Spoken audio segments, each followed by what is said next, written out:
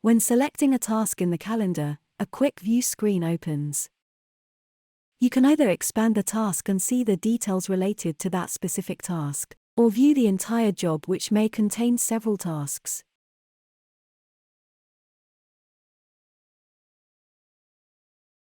When a task is expanded, you can see the client and property details for the specific task.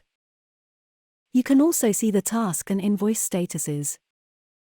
Navigate to the insurance section, where you can see the claim details.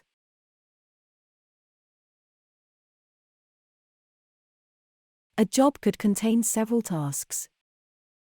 Not all tasks may be covered by the policy, or the client may have requested additional work to be undertaken for their own account.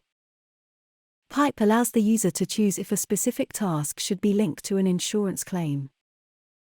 This feature prevents possible mix-ups between private and insurance work.